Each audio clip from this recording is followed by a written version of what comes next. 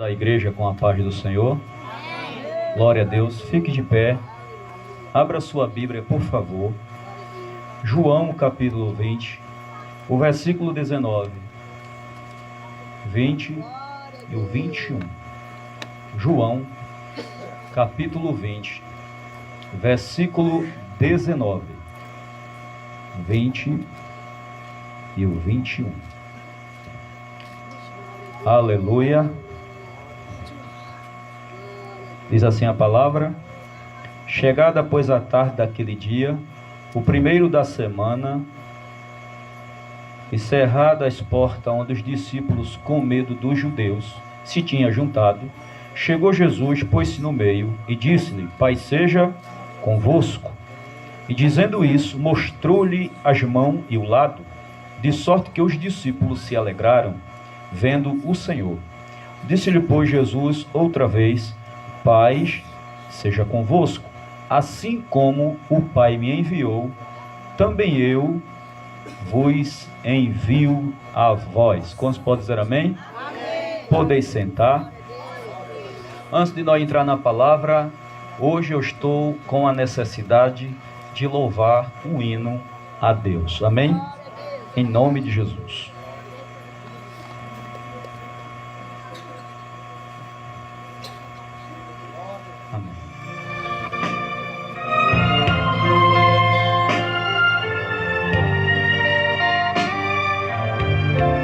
Glória a Deus. Adore ao Senhor comigo nesta noite.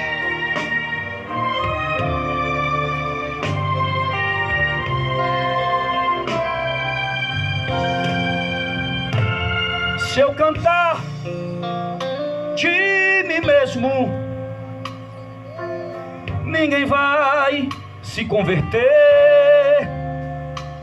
Se eu falar dos meus próprios méritos, nada vai acontecer. E aí percebo que então a chama viva do Espírito Santo vem logo a me dizer que é preciso se humilhar e na casa do oleiro descer, para Deus usar você. Deixa o Espírito Santo tocar. Deixa o Espírito Santo te envolver. Deixa o Espírito Santo te inundar e toma conta de todo o teu ser. Canta, igreja. Deixa o Espírito Santo tocar. Deixa o Espírito Santo te envolver. Deixa o Espírito Santo inundar e toma conta de todo o teu ser. Como é bom estar na presença dele. Aleluia. Glória a Jesus. Se eu cantar de mim mesmo, ninguém vai se converter. Se eu falar dos meus próprios méritos, nada vai acontecer. E aí percebo que então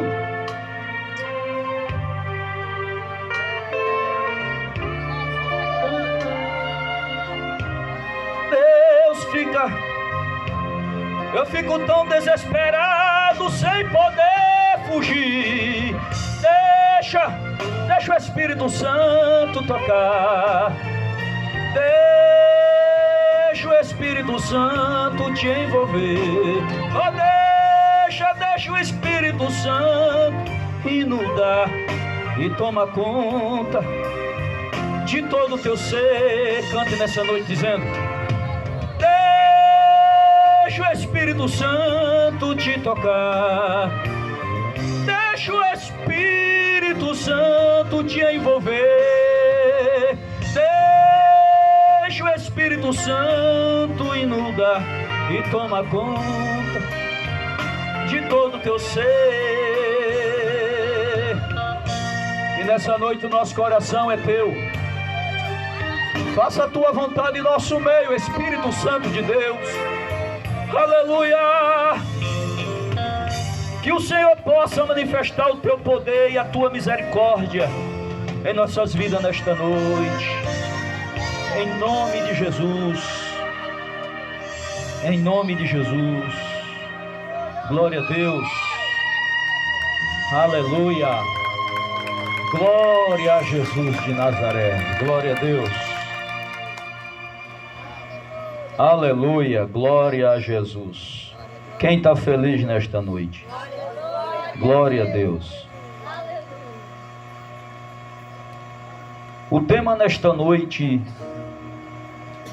desta mensagem que o Senhor colocou em meu coração é Shalom. Diga após a minha pessoa, Shalom. Nós lemos no texto de João capítulo 20, versículo 19 ao 21. Quando nós se referimos à palavra Shalom, na região do Oriente Médio, no meio do povo judeu, existe uma cultura de uma saudação que me chamou bastante atenção. Shalom, que significa paz.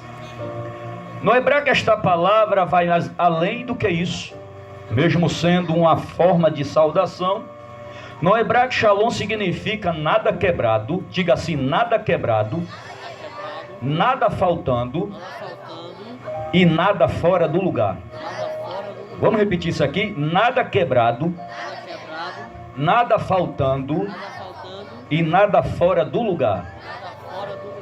Veremos nesta noite os três significados da palavra Shalom e em cada palavra o que ela representa. Primeiro tópico, Shalom significa nada quebrado. Nada quebrado significa viver com plenitude. Vou repetir isso aqui. Nada quebrado significa viver com plenitude. Nada quebrado se refere à integridade e à restauração que ele oferece aos corações quebrantados. Salmo de número 147, no versículo 2, o texto diz: o Senhor edifica Jerusalém e congrega os dispersos de Israel. No Salmo 147, versículo 7, está escrito: ele sara os que têm o coração quebrantado e trata das feridas deles. Quantos podem dar glória a Jesus? O que significa curar os quebrantados de coração? Ter o coração quebrantado significa reconhecer suas próprias fraquezas. A pessoa que tem o coração quebrantado, logo não depende mais de si própria, mas sabe que precisa de ajuda para ser restaurada. A Bíblia diz que Deus salva e restaura quem tem o coração quebrantado. Vou repetir, a Bíblia diz que Deus, ele salva e restaura quem tem o coração quebrantado. Deixa eu ver nesta noite aqui se tem alguém com o coração quebrantado. Queremos destacar um personagem bíblico que passou por 3 situações complicadas, mas foi restaurada por Deus.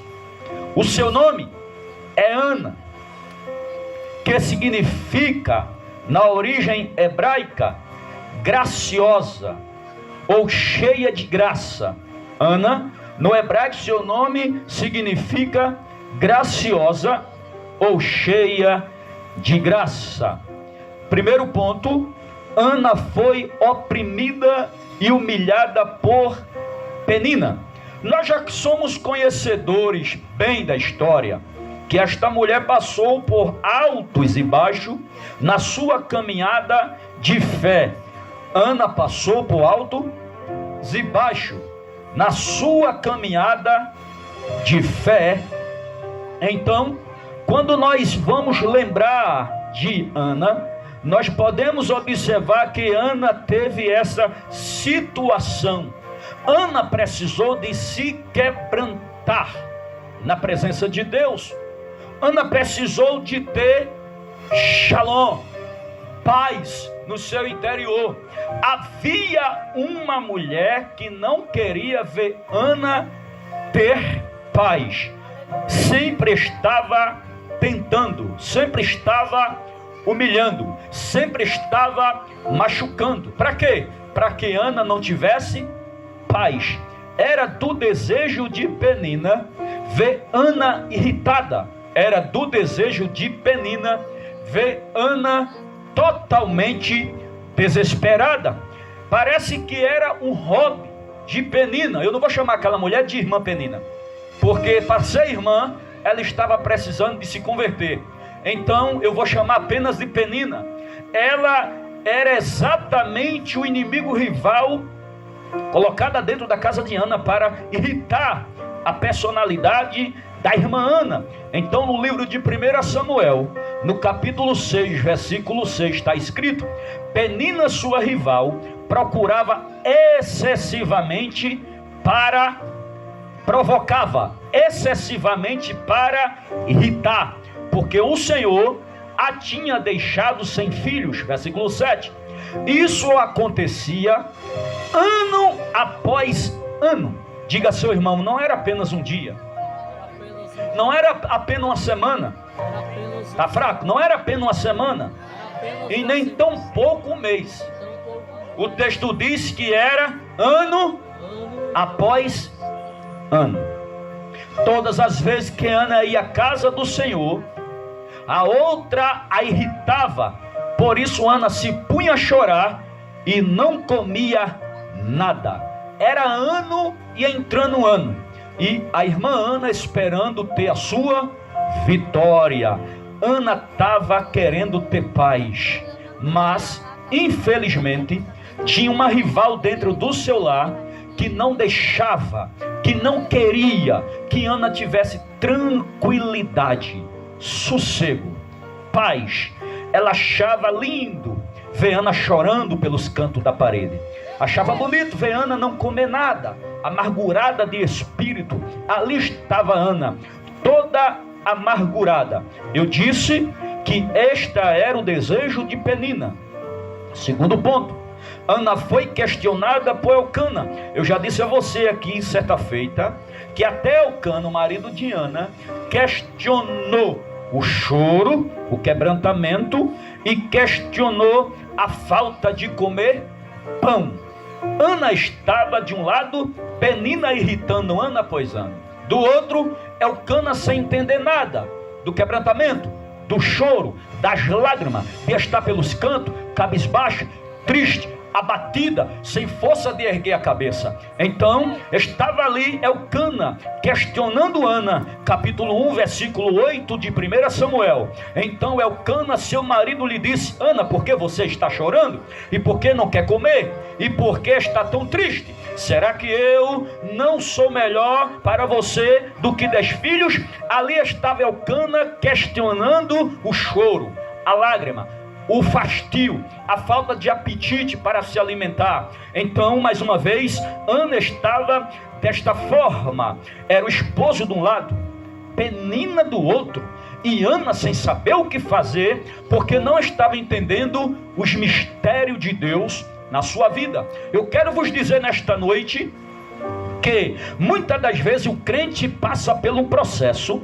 que é difícil de captar, é difícil de compreender, é difícil de imediato entender, porque tem coisas que Deus permite na tua vida e na minha vida que a gente não entende de princípio. É necessário uma mente aberta, é necessário muita oração, É necessário que você jejue. É necessário que nós estejamos na orientação do Espírito Santo. É necessário o crente se quebrantar na presença de Deus, para compreender os seus mistérios, para compreender as suas lutas, para compreender as suas larguras, para compreender o porquê disso ou o porquê daquilo. Muitas das vezes na vida de alguém, a falta de entendimento e a falta de compreensão, a falta de buscar o entender o porquê daquilo ou o porquê daquilo outro, faz com que muitos crentes desistam, faz com que muita gente saia da brecha, faz com que muita gente olhe para trás. Por quê? Porque ainda não compreendeu, mas está fugindo, não compreendeu, está correndo, não compreendeu, não está entendendo nada. Aí eu vim nesta noite para te dizer, mesmo que você não esteja entendendo de imediato o que está acontecendo na sua vida, é bom você parar, é bom você se quebrantar, é bom você buscar a face do Senhor. Mas eu não estou entendendo nada, bispo. Por isso mesmo, busque a face do Senhor, que Deus vai chegar com a resposta. Quem recebe essa palavra? Aleluia! Glória dada ao nome de Jesus. Então, aleluia, se Ana não estava tendo paz no seu interior, então as coisas não estavam andando bem, tinha algo quebrado. E o que é que estava quebrado, bispo? O espírito estava quebrantado.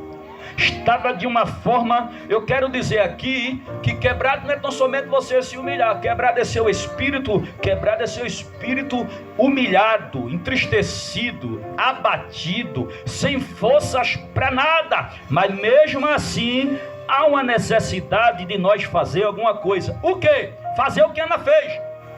Como é que estava a alma da irmã Ana? Quebrada, triste, abatida. Mas o que foi que ela fez? Foi se quebrantar. Você sabe o que significa isso, se quebrantar? Se quebrantar, irmão, é uma atitude própria que o crente tem que tomar. Ninguém vai tomar por você, ninguém vai tomar por mim. É você próprio que deve ter essa atitude de se quebrantar na presença de Deus. Ah, se todos nós se quebrantássemos no momento de aflição. Ah, se todo crente se quebrantasse no momento das lutas. Às vezes nós não queremos se quebrantar. Às vezes tem crente que no momento da luta fica pelos cantos da parede de cabisbaixa, se afastando de tudo que é de Deus e não se quebranta. Diga assim: Deus te trouxe aqui para te dizer, eu estou esperando o teu quebrantamento. Quebrantamento. Quebrantamento. Terceiro ponto. Ana foi confundida pelo sacerdote Eli. Agora, o mais dificultoso. Observa bem. Em casa, estava sem paz. Porque de um lado Penina irritava, de outro Elcana questionava. Preste atenção. Você está sendo irritado ano após ano, e o marido está questionando. Então, isso indica que Elcana não percebia quando Penina irritava, porque Penina irritava Ana escondido de Elcana. Porque já vai, Deus está me dando palavra aqui nesta noite e eu vou falar. Porque tem gente que gosta de fazer umas coisinhas no escondidinho. Assim era Penina. Penina fazia as coisas no escondido. Você nota que Elcana não, o texto não mostra que ele via?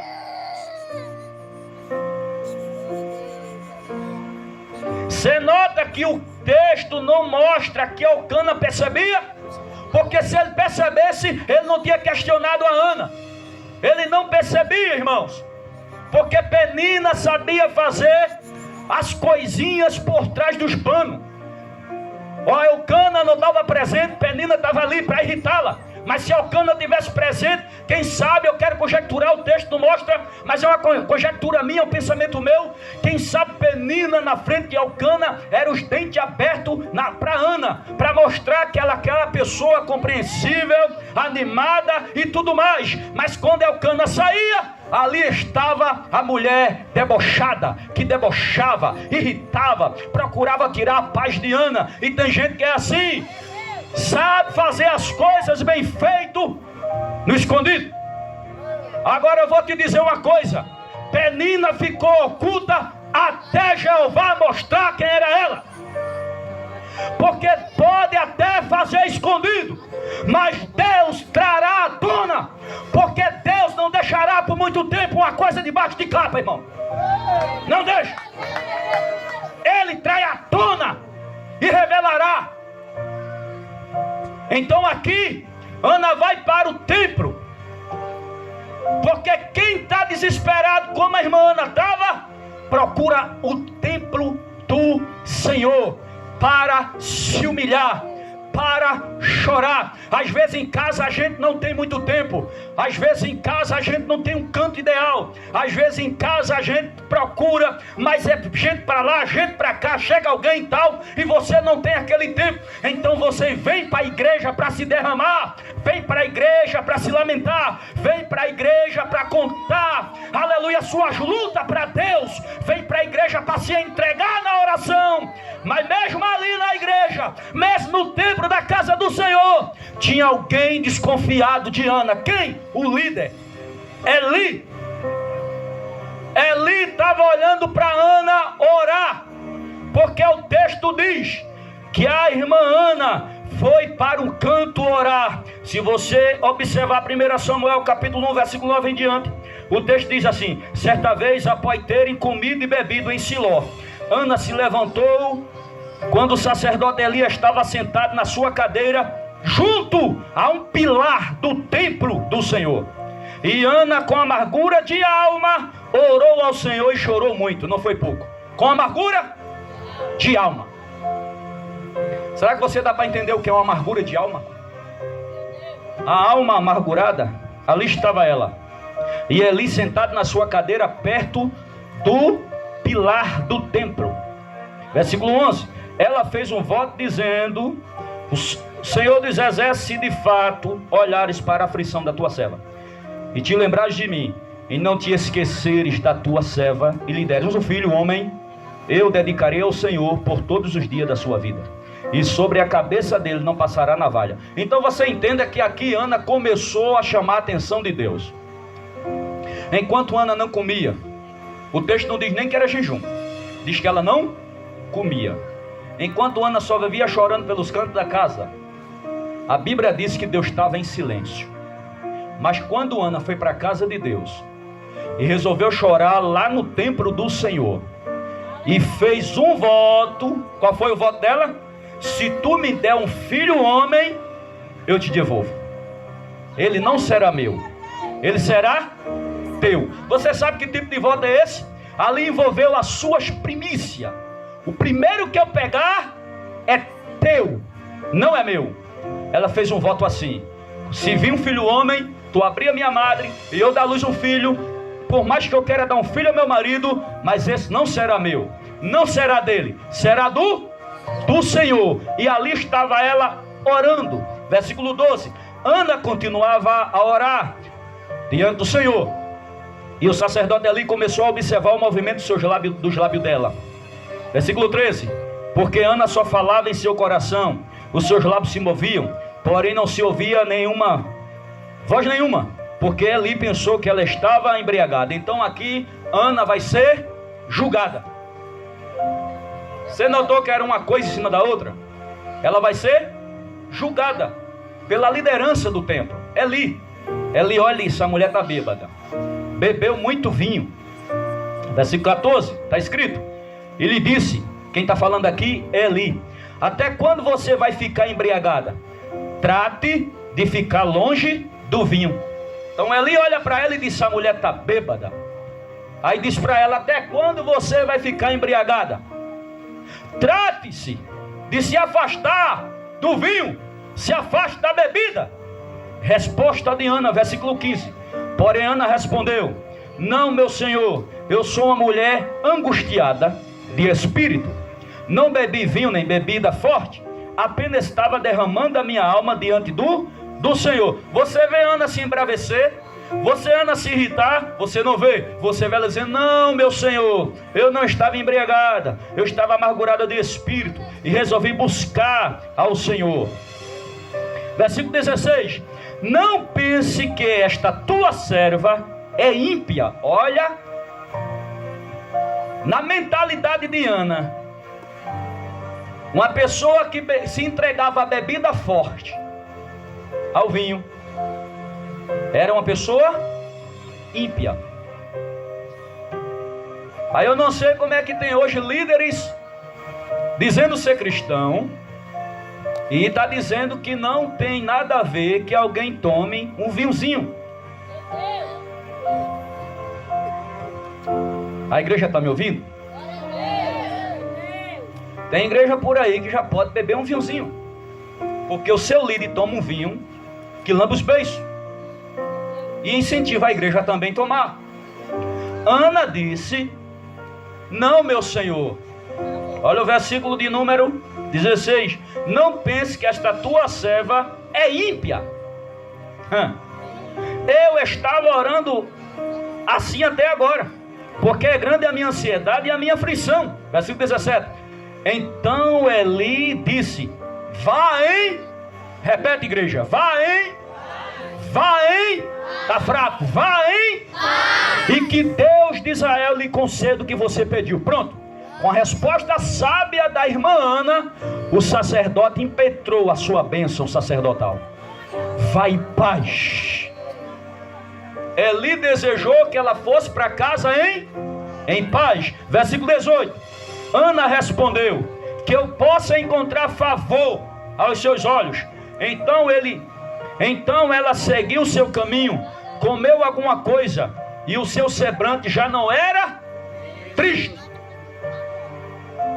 O semblante de Ana, quando se levantou daquela oração, já não era mais triste. Se o semblante dela já não era mais triste, significa que o semblante dela transmitia a alegria. Então, se alguém está alegre, porque o seu interior encontrou o que, igreja? Paz. Então Ana encontrou shalom, paz de espírito, paz na alma. E quando ela encontra paz, ela vai para sua casa com paz. Aleluia. E quando ela vai, preste bem atenção no que eu vou dizer aqui. E quando ela vai para casa, feliz da vida, com paz, olha o que o texto diz: glória a Deus. Eles se levantaram de madrugada e adoraram diante do Senhor. Depois voltaram para casa em Ramá. Eucana teve relação com Ana, sua mulher, e o Senhor se lembrou dela. Depois que ela disse assim: vá em paz. Aí Deus se lembrou dela. Quem está entendendo? E a minha oração nesta noite, eu quero profetizar na sua vida paz. Quem recebe? Paz. Paz de espírito, paz na alma. Eu desejo na sua vida shalom. Aleluia, glória a Deus. Que o Senhor possa realizar na sua vida nesta noite, para a glória do nome de Jesus Cristo de Nazaré, essa paz no interior, que a bênção de Deus possa te alcançar, depois que Ele impetrar na sua vida essa paz. Glória a Deus. Então o Senhor se lembrou dela, versículo 20. Ana ficou grávida e passando o devido tempo teve um filho, e quem deu o nome de Samuel, pois dizia: do Senhor o pedi. Enquanto ela não tinha escutado aquela palavra, vá em paz, ela não tinha recebido a sua bênção. Glória a Deus. Ela não tinha recebido a sua bênção. Louvado seja o nome de Jesus. É como eu vos disse no início.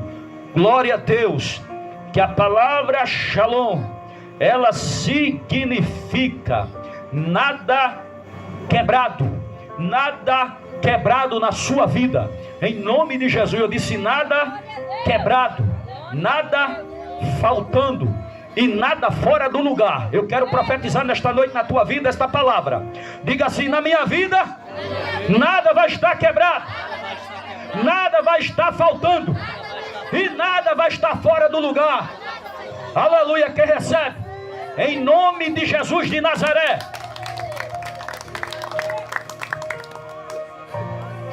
Absolutamente nada.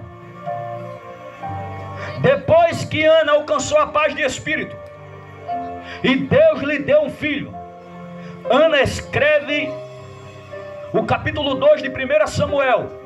Alguns versículos que me chamam a atenção para compartilhar com a igreja. Capítulo 2, versículo 1 de 1 Samuel. Olha o que Ana diz. Então Ana orou assim. É uma oração. O meu coração exulta no Senhor, a minha força está exaltada no Senhor. A minha boca se ri dos meus inimigos, porque me alegro na tua salvação. O que ela disse? Eu antes vivia triste na presença dos meus inimigos. Os meus inimigos que achavam bonito eu viver de cabeça baixa, triste e abatida. Hoje eu estou rindo. Deus me deu um sorriso. Escuta isso. Não era que Ana estava debochando de Penina e rindo do rosto de Penina. Não, não, não. Ana estava andando agora com alegria verdadeira. Não era uma alegria falsa. Eu vou rir para essa mulher notar que eu não estou mais com aquela tristeza. Não. O Senhor alcançou a alma, o espírito, o coração da irmã Ana e transmitiu uma paz tão grande, tão grande, tão grande, que aonde Penina olhava para Ana, Ana estava com um sorrisão no rosto. E quem é inimigo não quer ver o outro sorrindo. Estava lá Ana com um sorrisão no rosto, sorrindo na presença de Deus. Versículo 3: não multiplique palavra de orgulho, que não saia palavra arrogante da boca de vocês, porque o Senhor é o Deus da sabedoria, e Ele pesa na sua balança todos os feitos das pessoas. O que é que ela está dizendo? Na hora que Deus te dá vitória, não seja arrogante. Na hora que Deus te dá vitória, não seja prepotente. Na hora que Deus te dá vitória, não seja vingativo. Na hora que Deus te dá vitória, não queira com orgulho fazer algo, jogar a mesma pedra que jogaram em você. Mas faça o quê? Tenha alegria, tenha paz, tenha paz, tenha paz, tenha paz, tenha paz. Deus se trouxe aqui para te dizer: daqui para frente, uma nova história. Daqui para frente vai ter um rebuliço. Daqui para frente, algo vai ser tremendo na tua vida, porque eu estou abrindo as comportas dos céus, estou derramando na tua vida essa paz. A paz que traz todo o entendimento. A paz que você vai continuar de pé, ausente de qualquer circunstância e situação. Recebe essa paz nesta noite. Se você ainda não conheceu essa paz, o Espírito Santo está gerando em você ela nesta noite. Receba essa paz, essa paz, essa paz no seu interior. Essa paz vai trazer para a sua vida o nada quebrado de Deus. Deus vai consertar aquilo que está fora do lugar. Que está fora do lugar. Aleluia.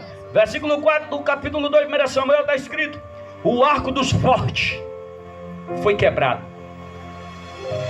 Quem era forte? Penina. Muitos filhos. Quem era fraca? Ana. Aí Ana está dizendo: o arco dos fortes foi quebrado. Eita Deus. O arco do forte foi quebrado. E eu profetizo na tua vida nesta noite aqui neste culto de ceia.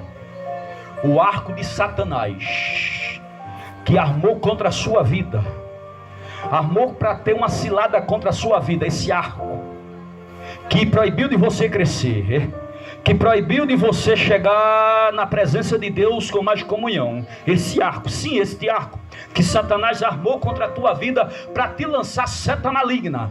Deus está dizendo: o arco do forte foi quebrado. Quebrado, quebrado, quebrado. Jesus, a vida não está entendendo, né? Quebrado, quebrado, quebrado, quebrado, quebrado. Deus quebrou o arco do forte contra a tua vida.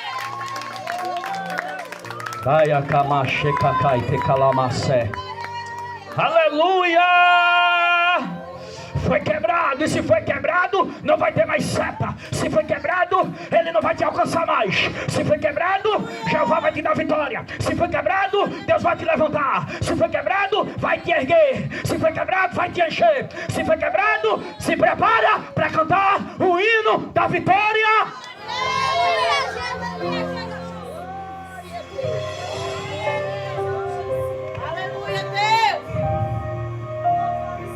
O arco forte foi quebrado, porém os fracos são revestidos de força. Ei, irmão, entende isso aqui porque o negócio está sério. O arco de Satanás foi quebrado contra a tua vida. O arco do teu inimigo, dos teus inimigos foi quebrado contra a tua vida. Aí o texto diz, além de Deus quebrar o arco do forte, aleluia, ele fez mais uma coisa para você. O quê?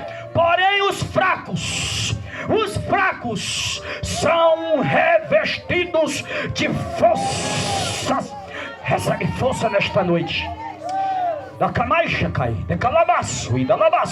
Recebe força nesta noite. Quem sabe tem gente aqui nesta noite que disse para Deus: eu já estou sem forças, estou cansado, estou cansada, eu não tenho mais força para lutar, eu não tenho mais força para seguir avante, eu não sei aonde eu vou arranjar mais força, eu não tenho mais como dar um passo. Deus te trouxe aqui nesta noite para te dizer: recebe força, minha filha. Recebe forças, meu filho. Recebe forças, recebe forças. Ei, a tua forças está vinda lá do alto, está vinda do trono, está vinda do trono, está vindo do trono da graça. Recebe força de Deus. Vou deixar a igreja adorar.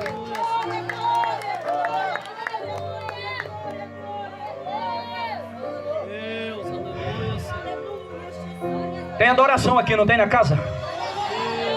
Tem adoração? Recebe forças. Recebe forças. Não é paliativo para que você venha. O bispo está dizendo que eu vou receber força. Não, é o Senhor que está dizendo: recebe minha força nesta noite.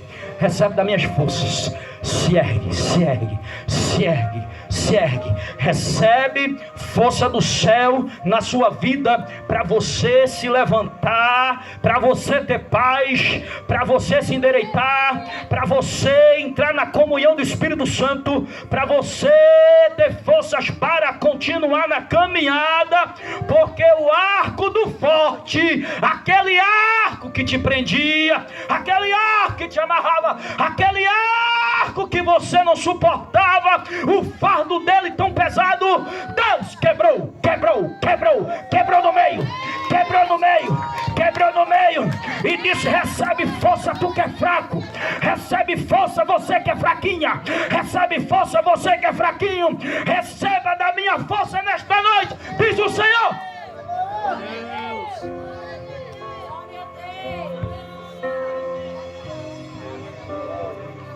Aleluia. Aleluia. Glória a Deus. Versículo 5. Os que antes estavam fartos, hoje trabalham pela comida, mas os que andavam famintos não têm mais fome. Aleluia. Não tem mais fome. Por quê?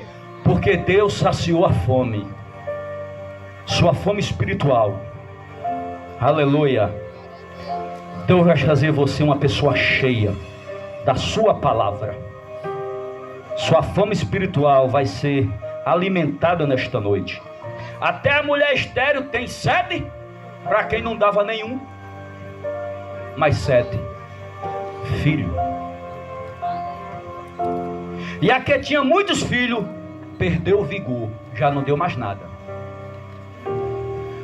Eu estou entendendo nesta noite que Deus está dizendo: eu estou colocando o ponto final na opressão do inimigo contra a tua vida. Aleluia.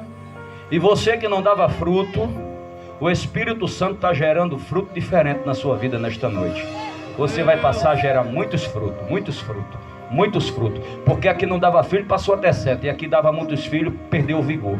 É isso que o texto está dizendo. O Espírito Santo vai gerar muitos frutos na sua vida. Glória a Deus. Eu fosse você, glorificava ao Senhor.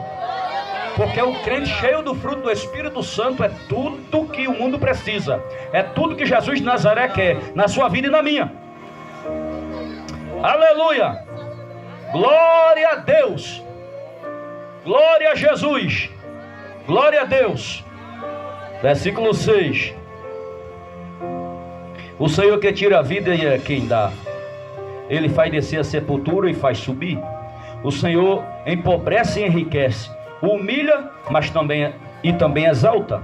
Levanta o pobre do pó e tira o exaltado do monte, e tira o necessitado do monte de lixo, para fazer assentar ao lado de príncipes, para o fazer dar o trono de glória, porque do Senhor são as colunas da terra, e ele firmou o mundo sobre ela. Diga assim: eu preciso crer em Jesus. Aleluia.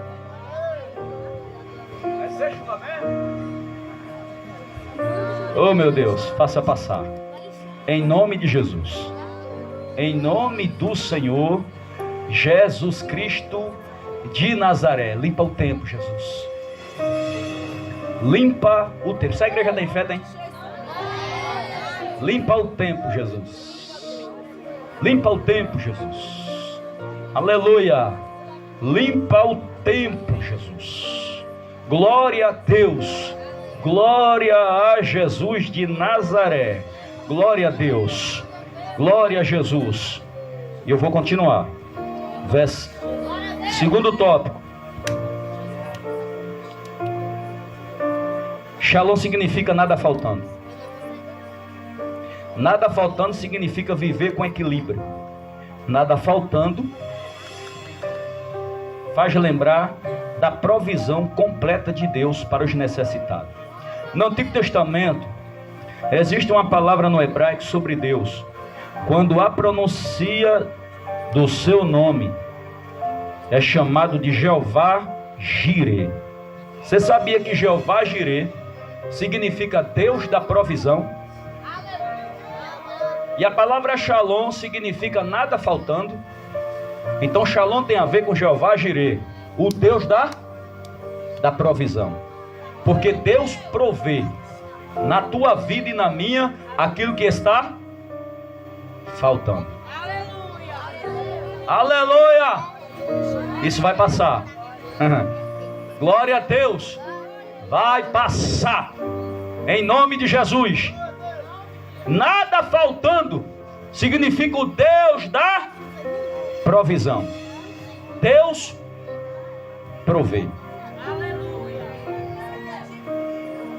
Em Gênesis 22:14 está escrito: Abraão deu àquele lugar o nome: o Senhor proverá. Daí dizer-se até o dia de hoje: no monte do Senhor se proverá. No monte do Senhor se proverá, porque Ele é Jeová Jireh, o Deus que provê todas as coisas.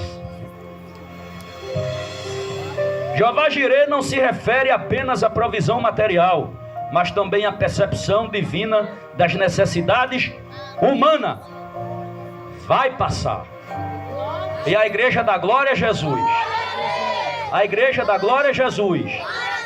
Nós vamos cear nesta noite sem água, meu Pai. Sem água. Em nome de Jesus. Aleluia.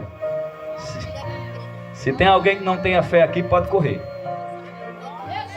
Deixe só os que tem. Viu?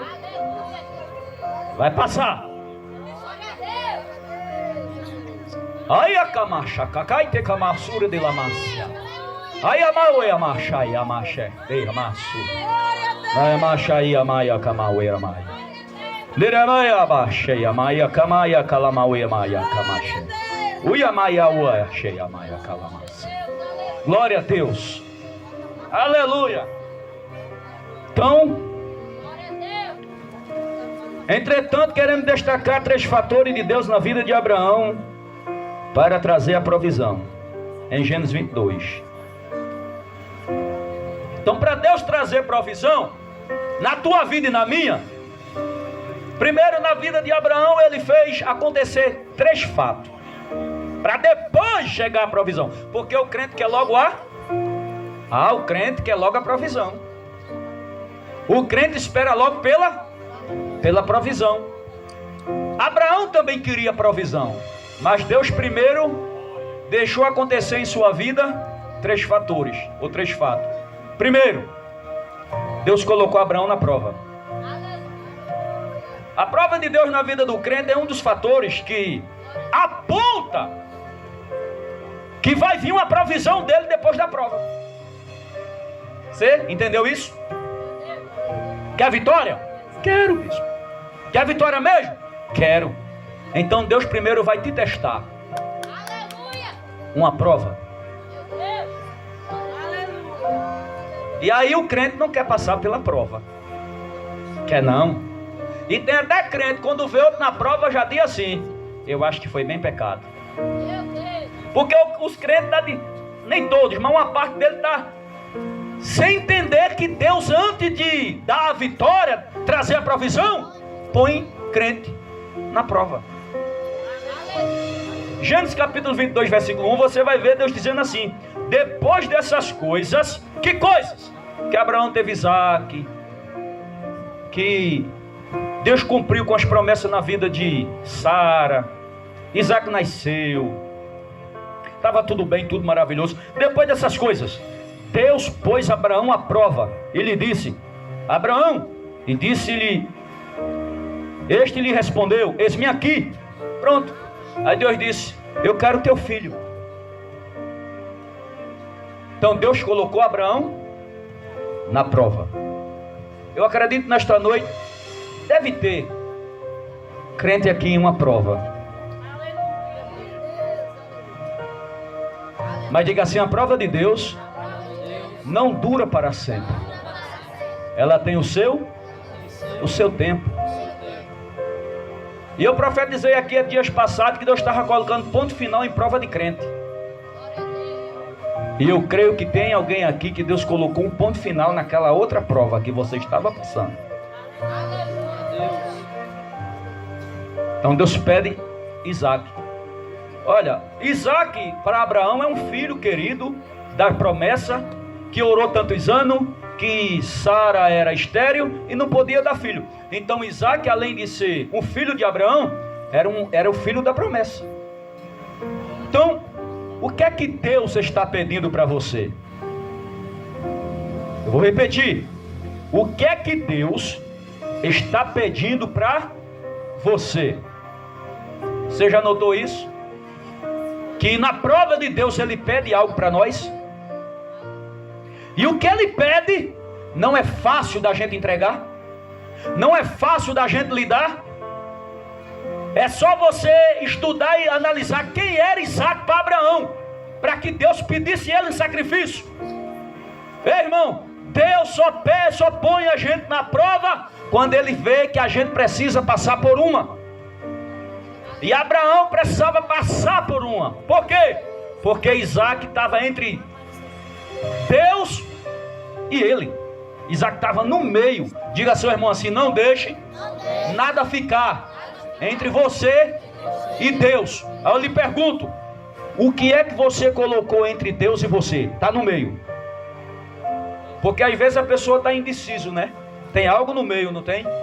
Deus ali, você aqui, algo no meio. É isso que eu estou falando. Abraão estava entre Deus e Isaac. Aí Deus disse assim: eu quero ele.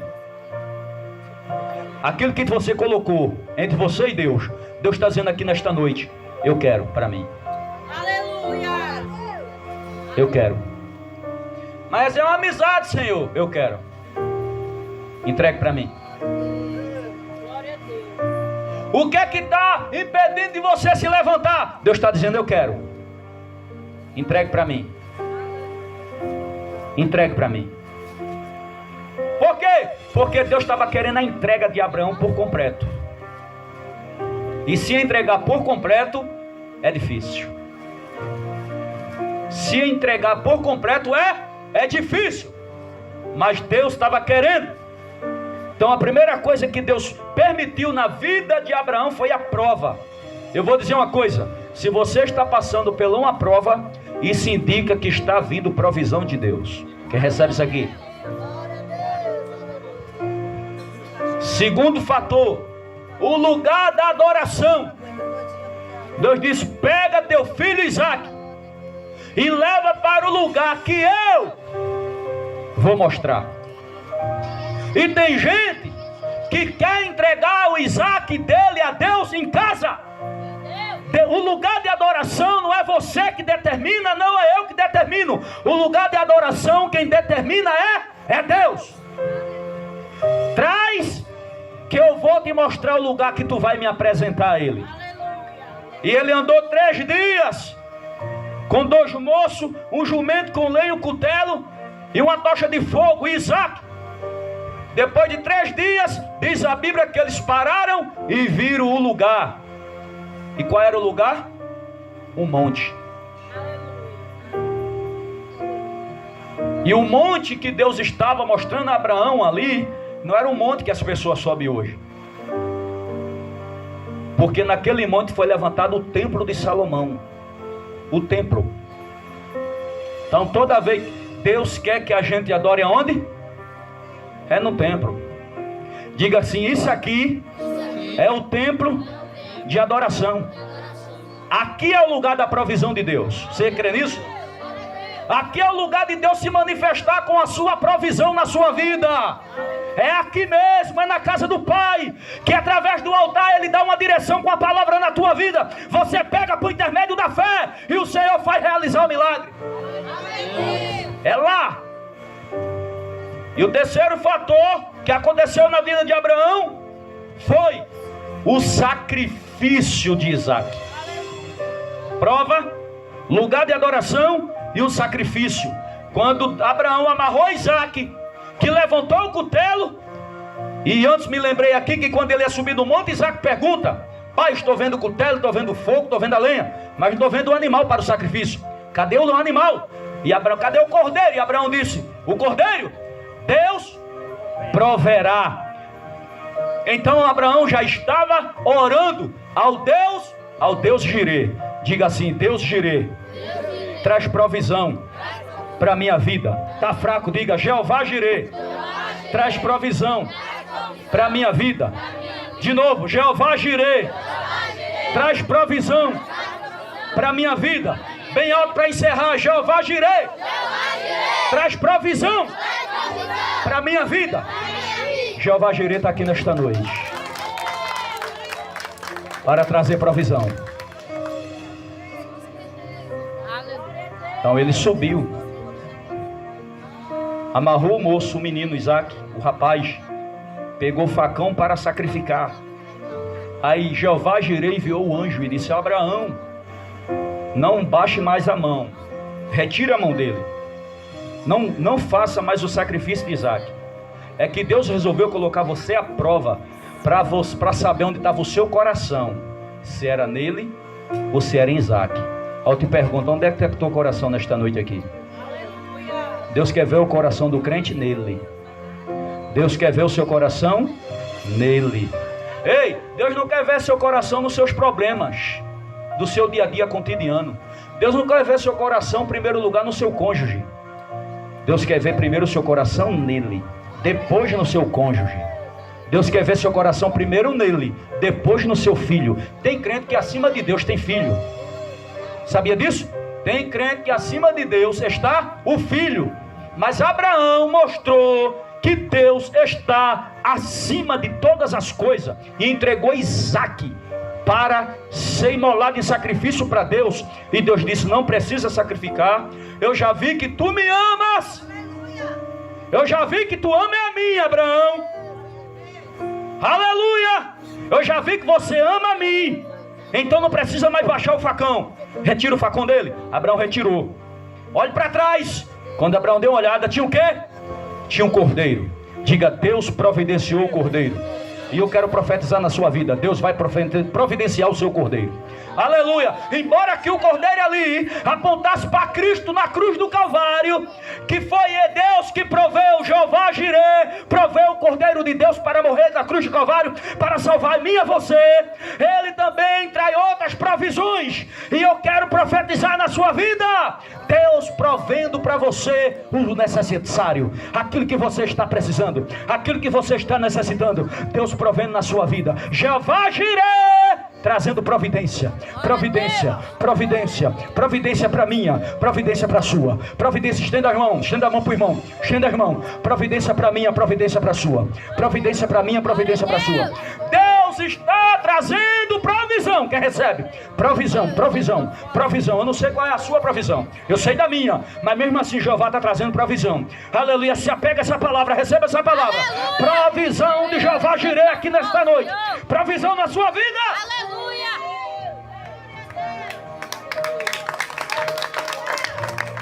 Vou concluir. Cordeiro foi imolado. Isaac voltou com Abraão para casa. A família permaneceu acreditando na provisão de Deus. E tudo deu certo na vida de Abraão. Mas porque ele creu. Agora é o seguinte. Na minha conclusão eu quero dizer para você. Quando Deus te pedir algo, faça. Mesmo que doa. Mesmo que doa em você. Faça. Tem gente que só faz para Deus até não doer. Enquanto não estiver doendo, está fazendo. Mas se Deus pedir algo que vai doer lá dentro, deixa de fazer. Já não faz mais. Só que o que Deus pediu para Abraão, doeu ou não? Doeu ou não? Era colocar o filho em cima de um monte de lenha e meter o facão e derramar o sangue e matar ele como se fosse um animal. Só que Deus não estava pedindo para realizar isso literalmente. Era uma forma de Deus provar Abraão, porque Deus, o nosso Deus, que nós servimos, ele não é um Deus canibal, que aceita sacrifício de ser humano. Quem aceita sacrifício de ser humano é Satanás. Deus não aceita não. Deus só estava preparando o coração de Abraão. Foi tão tal que quando foi levantar o facão, ele disse: abaixe, porque agora eu vi que o seu coração está em mim. Aí hoje Deus não vai pedir teu filho. Se for para pedir, pode até acontecer, se realmente você colocar entre Deus e ele o seu filho. Mas Deus, o Isaac hoje, que significa na minha e na tua vida, Isaac traz muitas coisas variáveis. É aquilo que você não quer deixar muitas das vezes. É aquilo que você não quer abandonar muitas das vezes. É aquilo que você não consegue se firmar muitas das vezes. É aquilo que te prende muitas das vezes. E Deus quer esse Isaac para ele. Deus quer esse Isaac para ele. Porque enquanto Abraão tivesse todo bobo com Isaac, Abraão não estava conseguindo mais fazer os sacrifícios como fazia antes. Não estava conseguindo mais ter a comunhão como tinha antes. Então Deus pediu para ele. Então nesta noite, se tem alguma coisa em você que está atrapalhando a sua vida com Deus, Deus está pedindo: eu quero isso aí. Eu quero. E se você ama a Deus de verdade, acima de todas as coisas, você não volta mais para casa com esse negócio. Você deixa aqui no monte. Você deixa aqui no monte Moriá de Deus. Você deixa aqui no altar. Aleluia! E você vai voltar para casa livre. Quem está entendendo? Vamos ficar de pé.